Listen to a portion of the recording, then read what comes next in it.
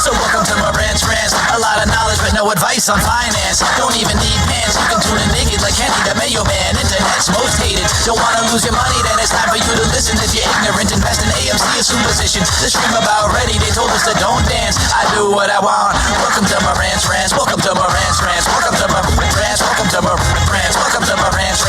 Supply and demand. All I have to do is buy one stock, GameStop, feel good about it, and watch the world crumble. Factor to discuss. He has a sell rating. Price is $6.50. Closer to that. You were right on the sell. Is the dream over? Oh, I think the dream never started. You guys have a documentary out right now. I think it came out yesterday called The Meme King, calling Cohen a meme king. He's the Queen of Hearts. He was displeased and he said, off with his head to Furlong. That's the CEO's name that they shall not name. I mean, it's like if he said his name in the press release, he'd be cursed. August, an 8-minute earnings call. So he was not a big believer in earnings calls either. But the story here is this, and we're not going to be able to fit it all into 2-minute setting, so I'll just come out and say it. Brian Cohen has been basically a complete failure as a board member and as an executive at GameStop through and through. It's just about every other meme trading stock has completely collapsed, right? So GameStop is like the last hope. And really, I spent a lot of time this week on Reddit just trying to understand why these traders were sticking with GameStop. Investments later. I'm making the bet that they're going to be profitable over the next 10 years, and you're making the bet saying no? Is that correct? Profitable year over year? Like, can you give me an exact? Let's be more specific. Trailing 12 right now, they're going to be positive. I don't even think that's unreasonable. So no. Finally, the loss of confidence in Ryan Cohen being this operational magician that he's going to come in here and save GameStop. This is a structurally challenged market that GameStop is operating in. There is no real reason for me to go into these stores and buy anything. That is a completely different case than Chewy. If I buy a pet, I need to feed the damn pet. It's a totally different case than GameStop. And I know a lot. What's the path to life here? What do they have to do? So Cohen's solution is blockchain gaming. And of course, if you own a console, an Xbox or a PlayStation, you think of GameStop first if you're going to play a blockchain game. You would never think to actually go to your PC. The guy has no clue, not the first clue. They are Blockbuster. And path number one is GameStop dies a very slow death. They essentially will close unproductive stores to kind of slow the cash bleed, but they're not profitable. And as they close those stores, they're basically limiting the amount of growth that they can get with their existing business model. Okay. Like there's that. And then when that business model... They have a business model that's going to be profitable long-term at the footprint they are at. Even if they are, again, maybe they'll shamble along. Maybe they'll shift a bit. But right now, if GameStop has it currently... The demise is coming. No, you didn't say they're gonna shift and they're gonna be okay. No, you said they're done.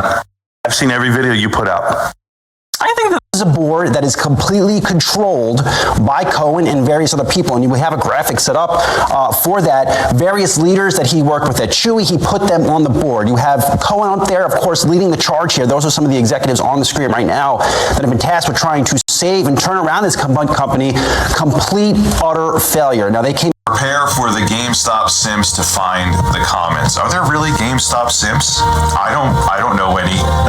When I make these videos, people are like, oh God, Rich, look, I don't go to GameStop anymore, but you've been talking about GameStop dying since 2013. I'm going to be selling all day. Hey, Adam, it's okay. We know punks like you. We know a lot of them who said this stock was only worth $6. Are you looking at it right now? They said, hey, Marantz, it's going to single digits. Look at the Discord. Vinny goes, nah, that's the bottom. I smell it. That's what it was. $11, and now we're at 17, approaching 18. And where are you going to be next week when the earnings come out? And we killed it. I told you guys. Now, I was sitting there in the box for a minute, okay? And now let me put it up on the screen. Nobody wants to see me. Nobody. I settled on AMC. Well, let me tell you why I wish you would have found my channel back in May when I was out there calling it a pump and dump. That's what I called it. I wish I would have found your fucking channel then. Yeah, I know. Everybody does. But I was out there and I was... So I have a thesis of how this is all going to go down, okay? First of all, GameStop is losing money. They are no longer profitable. They're trading at like $23 a share. They have $4 a share in cash, but they're losing money every single quarter, okay? And most of the GameStop investors are hoping that they're one CEO away from a major turnaround, okay? Because suggestive data, but entirely confabulated nonsense. Nothing in ape psychology is new. Addiction to gambling, the pressure of social control, we are all vulnerable to these in some degree, but when you get deep into these places, it takes on whole new forms. Apes are, as a result of their conflict with reality, particularly vulnerable to being further targeted by confidence men and other grifters. Some of them grift the apes for low-stake fame and prestige, some to wash their pet theories and gain support for their political policies, and some for plain old hard cash. It can be...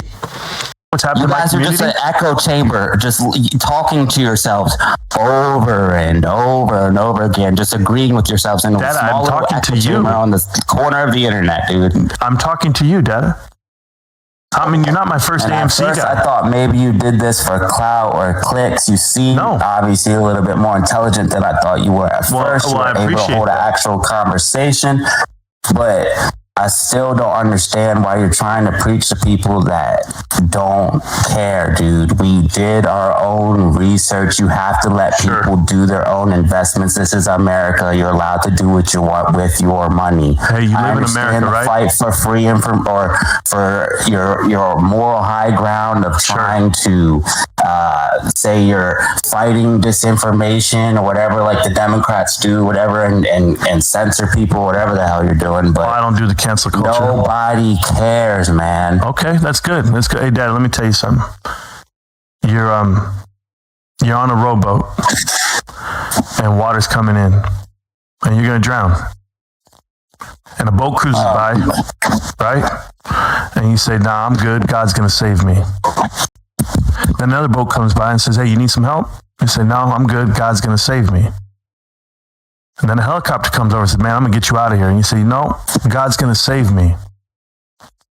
And then when you get to heaven because you drowned, you go to God and you say, "Why didn't you save me?"